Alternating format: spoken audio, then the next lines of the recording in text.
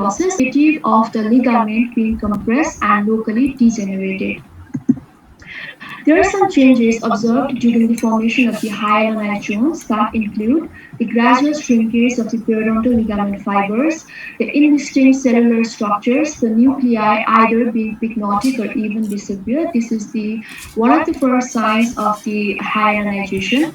There is compressed collagenous fibers that gradually unite into a cell-free mass. There is breakdown of blood vessel walls causing leakage of their contents, and after a period of 20 to 30 hours, the osteoclasts then start to get formed.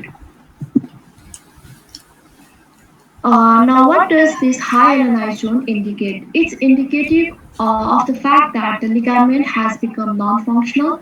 There is no bone resorption, and hence further tooth movement cannot occur, which is why it's essential to remove this hyalinized zone that occurs by two mechanisms. One, by the osteoclastic resorption of the alveolar bone, and the other by the invasion of cells and the blood vessels from the periphery of the compressed zone by which the necrotic tissue is removed.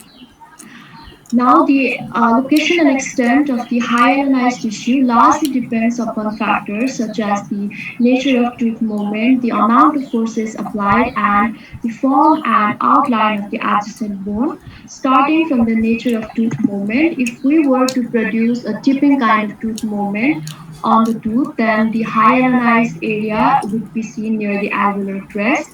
If we were to bring about tipping with excessive forces, then two areas of hyalinization occur, one in the apical region and the other in the marginal region. And in case of bodily movement of the tooth, the hyalinization can be seen closer to the middle portion of the root. Next is the amount of forces applied. Greater the areas of force, sorry, greater the forces applied, wider will be the areas of hyalinization. For example, if we were to employ light forces, then there would be the formation of the osteoclast that would start to remove the lamina dura, and thus tooth movement would begin. And this process is known as the frontal resorption, where resorption occurs between the lamina dura and the root. It facilitates the orthodontic tooth movement, and hence it is quite favorable. The next is the undermining resorption that occurs when the force that we apply are so heavy that it would cause the blood vessels of the periodontal ligament to get occluded, hence causing necrosis, and the periodontal ligament would undergo hyalinization and hence causing the undermining resorption, known as undermining because resorption occurs from the underside of the lamina dura. Hence, it does not favor the orthodontic tooth movement. And finally, about the form and outline of the adjacent alveolar bone, the areas of bony prominences of the bone have more areas of hyalinization compared to the non-bony prominences. Next is the phases of tooth movement.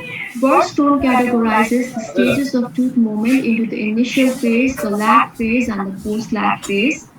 Initial phase, there is a very rapid tooth movement over a short period of time, sorry, over a short distance. After this, the tooth movement then stops. It represents the tooth displacement in the periodontal membrane space. It's indicative of the bending of the alveolar bone. Both light and heavy forces can displace the tooth, and zero point 0.4 to zero point 0.9 millimeter of tooth movement can occur in a week's time. Next is the lag phase, where little to no tooth movement occurs. There is formation of the hyalinized tissue in the periodontal ligament, and the duration of the lag phase depends on the amount of force used to move the tooth.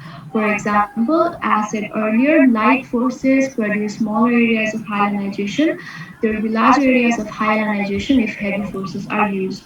This period lasts for about 2 to 3 weeks, or sometimes can even extend up to 10 weeks. The post-lag phase, the tooth movement progresses rapidly as the hyalinized zone is removed and bone resorption occurs. The osteoclasts are found over a larger surface area, so there is a direct resorption of bony surface facing the periodontal ligament. This is the graph depicting the phases of tooth movement, where in the initial phase we can see that there's a rapid tooth movement, and after covering a certain distance it just stops. In the lag phase there's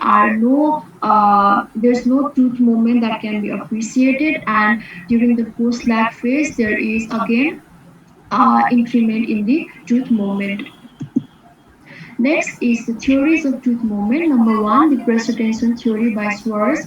Two, the fluid dynamic theory or the blood flow theory by Bine. And the last one, the bone bending and the piezoelectric theories of the tooth movement. Beginning from the pressure tension theory, in the year 1911, Oppenheim was the first person to study tissue changes in the bone relating to the orthodontic tooth movement. According to this theory, when orthodontic force is applied to the tooth, two areas can be seen. One is the area of pressure and other is the area of tension. Areas of pressure are seen in the direction of tooth movement, where because of the pressure applied there is the disorganization of the periodontal ligament, there is stimulation of the fiber production, hence there is decreased cell replication, there is vascular constriction, all leading to bone resorption. Whereas in the areas of tension there is stimulation produced by the stretching of the periodontal ligament fiber bundle, so there is increased cell replication, hence this tension that occurs opposite to the tooth movement over here, bone deposition occurs. Over the in the pressure tension theory, there are two terminologies that we have to get familiar with, which are the frontal bone resorption and the undermining bone resorption, as already discussed earlier. Next is the fluid dynamic theory. Its main gist is that when we apply forces of longer duration, the interstitial fluid they get squeezed out. Hence, there is vascular stenosis, decreased oxygen level, and there will be changes in the chemical environment that would favor the orthodontic tooth movement. Now, moving on line by line, in the fluid dynamic theory, what it says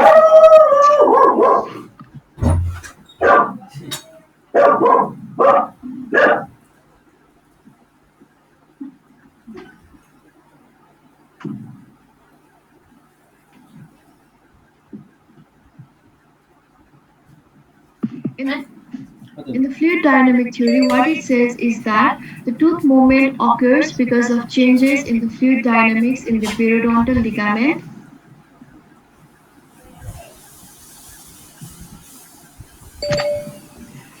The periodontal space that is located between the two hard tissues, the tooth and the alveolar bone, which is and the space, it's a confined space where the input and the output of the fluid is quite limited. It contains the fluid system composed of the interstitial fluid, the cellular elements, the ground substance, the periodontal fibers, and so on. Such contents create a unique hydrodynamic condition resembling a hydraulic mechanism and a shock absorber. And when the force is removed, the fluid is refilled by diffusion from the capillary walls and there is recirculation of the interstitial fluid. There is an effect known as the squeeze film effect by Bayen, according to which when we apply the orthodontic forces, which are of greater magnitude and direction, the interstitial fluid in the periodontal space will get squeezed out. They will move towards the apex and the cervical margins, and hence there is decreased tooth movement. When the orthodontic force is applied, there is compression of the periodontal ligament. The blood vessels of the periodontal ligament get trapped between the principal fibers. This will cause the stenosis. The vessel above the stenosis then balloons to form an aneurysm. The formation of these aneurysms and the vascular stenosis causes the blood gases to escape into the interstitial fluid, and hence it will create a favorable local environment for the bone resorption, which will make the tooth movement possible. The last theory is the bone bending and the piezoelectric theories. Farrar in the year 1876 was the first person to note the deformation or bending of the interseptal alveolar walls. Now, before jumping into this theory, let's know what this piezoelectricity means. It means a phenomenon that is observed in many crystalline materials where The deformation of crystal structure produces a flow of electric current, which is a result of displacement of electrons from one part of crystal lattice to the other. Relating this, associating this phenomenon with us, with especially in the context of bone, a small electric current is generated when the bone is mechanically deformed. Some of the possible sources of electric current include the collagen, which exists in its crystalline form in our body and which, when degenerated, can be a potential source for the piezoelectricity.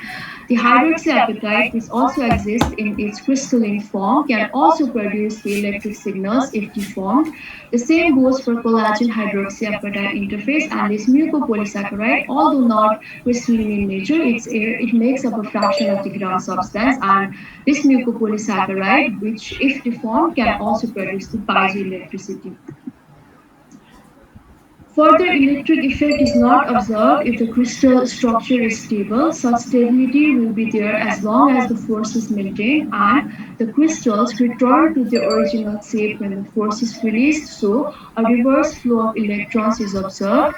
This rhythmic activity produces a constant interplay of the electric signals. Piezoelectric signals have two unusual characteristics. Number one, the quick decay rate, which means that when we apply the force, then the piezoelectric signals will be released, which will just quickly fade away to zero, even though the force will be maintained. Next is when the force is released, the electron flow in the opposite direction is seen. So on the application of force, there will be areas of concavity and the areas of convexity. In the areas of concavity, there will be negative charges to denote the bone deposition, and in the areas of convexity, there will be positive charges and there will be bone resorption. So from this figure, we can say that when the force is applied on the tooth, the adjacent alveolar bone bends. This deformation causes the bone to get electrically charged to exhibit this phenomenon known as the piezoelectricity that will either be of the positive charge or the negative charge. If there is negative charge, then it denotes the bone deposition, and if positive, the bone resorption. Next is about the bone deposition. It is observed on the tension side. It is caused because of the cells known as the osteoblasts. Osteoblasts are the ovoid cells with the basophilic cytoplasm and an oval nucleus. They help in the formation of organic matrix, controls the deposition of mineral salt, and they increase in number by the proliferation of the precursor cells. This is an ultrastructure of the osteoblast. And this is the summary of the osteoblast viscogenesis. The osteoblasts are derived from the paravascular precursor cells, which by undergoing mitosis or the DNA synthesis will form the committed osteoprogenitor cells. From this, the G1 stage pre-osteoblasts are formed because of stress or strain. From the G1 pre-osteoblast, the G2 stage pre-osteoblasts are formed because of the DNA synthesis, and finally, osteoblasts are formed from the G2 pre-osteoblast because of mitosis. The thus formed bone passes through three stages, which are the osteoid, the bundle bone, and the lamellated bone. The newly formed bone by the osteoblast are known as the osteoid, which are lightly calcified. As more and more osteoid they get formed, its deeper layers will start to get calcified, and hence it is now known as the bundle bone. This bundle bone, it will start to have connection with the principal fibers of the periodontal apparatus. They will get reorganized and attain a certain level of maturity, and now this is known as the laminated bone. Bone resorption. It is brought about by cells known as the osteoclasts. Osteoclasts are the multinucleated giant cells having 12 nuclei or more. They are irregularly oval or cup-shaped with branching processes. They occur in known as the house lacunae. The part of the osteoclast in contact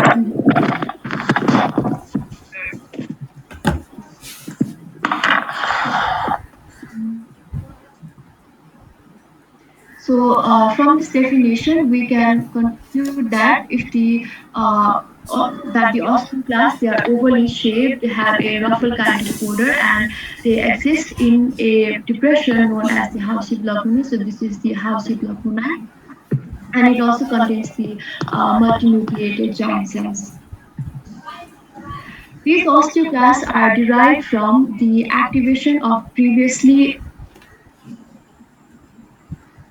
present active osteoclast because of the migration from the adjacent bone, and also because of the formation of new osteoclasts from the local macrophages of the periodontal ligament. So during bone resorption, these three processes occur. One, the decalcification, that occurs because of the secretion of the organic matrix from the ruffled border of the osteoclast that will start to decalcify the hydroxyapatite crystals, the matrix degradation, and the transport of the soluble products to the extracellular fluid or the blood vascular system. Next is the biochemical reaction to the orthodontic tooth movement. Um, when we apply the orthodontic force, it will elicit the biophysical reactions, which will in turn produce the biochemical reactions at a cellular level, which is necessary to bring about the bone remodeling. These biophysical reactions, such as the bone deformation, compression of the periodontal ligament, they will give rise to these first messengers, also known as the extracellular signaling molecules, which are the hormones like the parathyroid hormones, the prostaglandins, and neurotransmitters like the substance B and the vasoactive intestinal polypeptide. These first messengers will undergo the intracellular signaling process by binding with the receptor molecules present at the cell surface of the target cells to produce the secondary messengers like the CAMP, CGMP, and the calcium ions, which is responsible to bring about the necessary bone remodeling by the production of the bone cells, namely the osteoblast and the osteoclast. This vasoelectric response, as I have already discussed about this earlier, and about this inflammation and the activation of the collagenase enzyme, some studies have also shown that the orthodontic forces exhibit an inflammation kind of reaction where there will be the increased vascular permeability leading to the cellular infiltration of the lymphocytes, monocytes, and macrophages, along with the release of the prostaglandins, and there will be the release of the hydrolytic enzymes, which will activate the collagen that will also help in the bone remodeling. Next is the acceleration of tooth movement.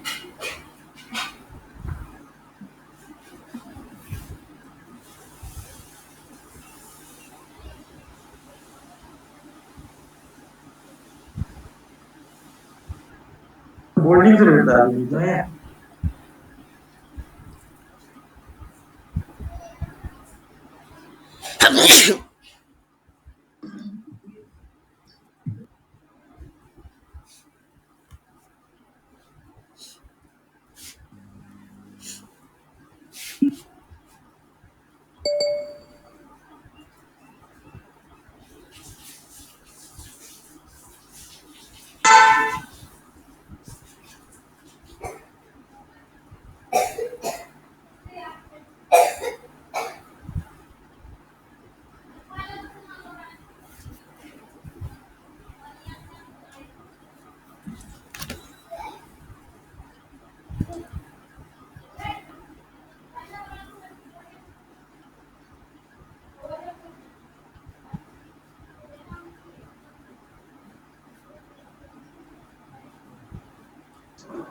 जी शुरू कर continue कर लो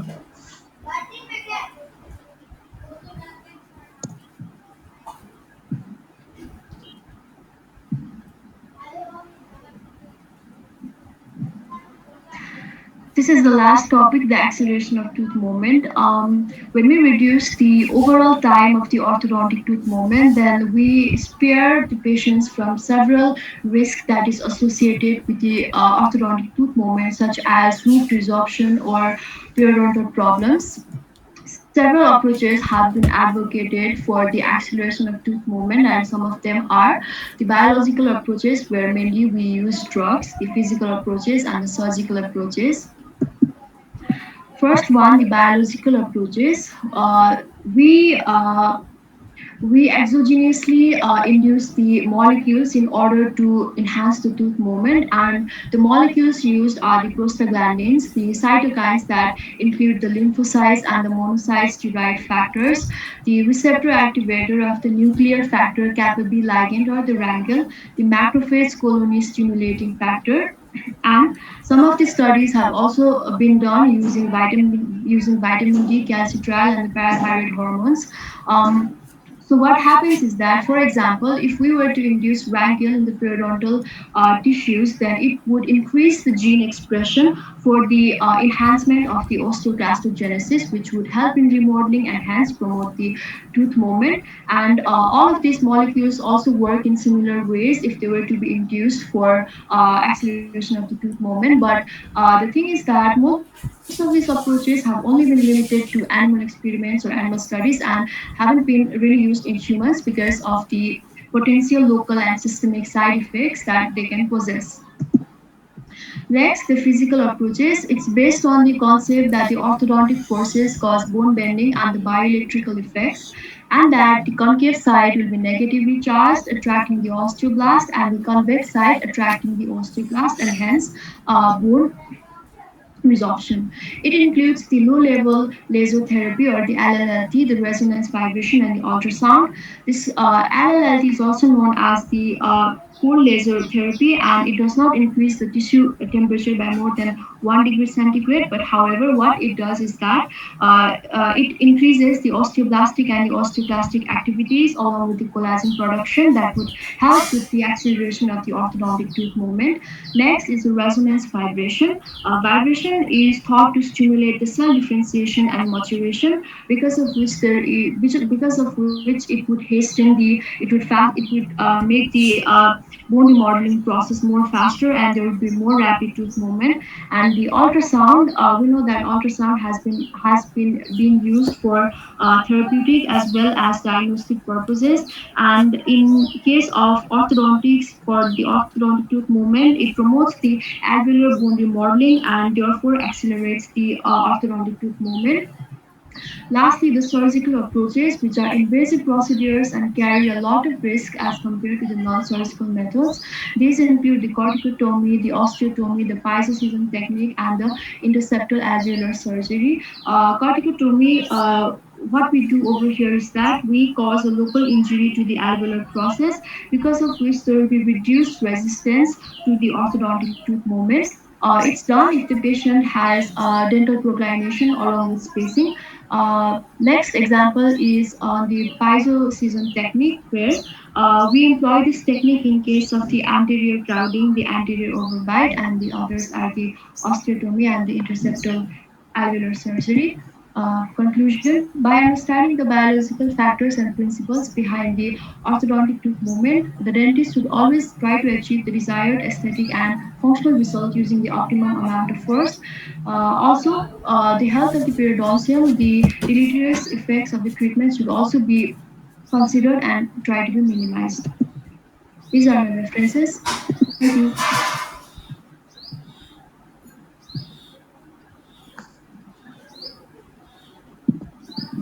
Okay, Panjana, 40. Any questions, participants?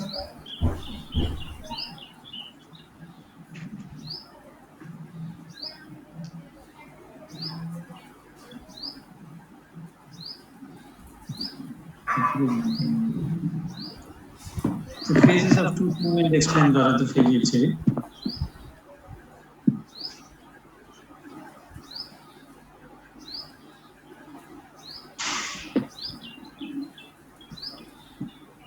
So phases of tooth movement मा चाहिँ initial phase, lag phase र post lag phase हुन्छ। Initial फेजमा चाहिँ सुरुमा चाहिँ एकदमै ऱ्यापिड टुथ मुभमेन्ट हुन्छ एकदम सर्ट डिस्टेन्समा। अनि जहाँ चाहिँ it's also indicative of the alveolar bone bending. अनि यो चाहिँ टोटल अफ 1 विकसम्म लास्ट हुन्छ। अनि टुथ मुभमेन्ट चाहिँ 0.4 टु 0. One week भनेको हजुर 1 विकसम्म चाहिँ। 1 week confirm हो?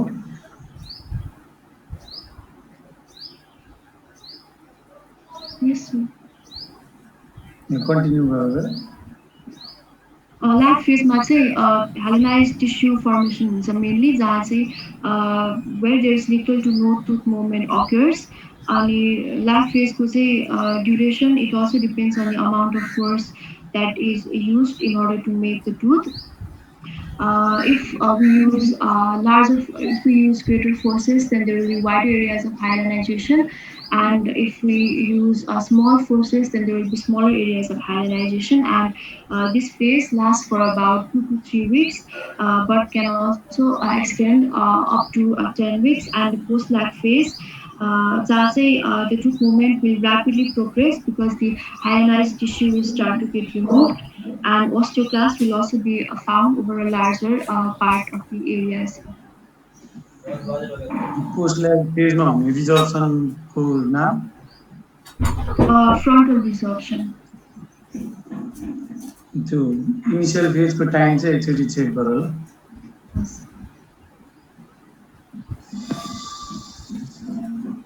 ल हुन्छ। अब नेक्स्ट कहिले छ, कुन टपिक?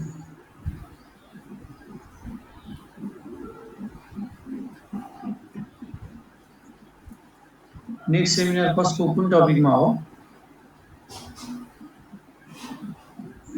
सर मेरो भनेको रोल नम्बर 3 रक्षा प्रसाद टपिक एन्कोरेज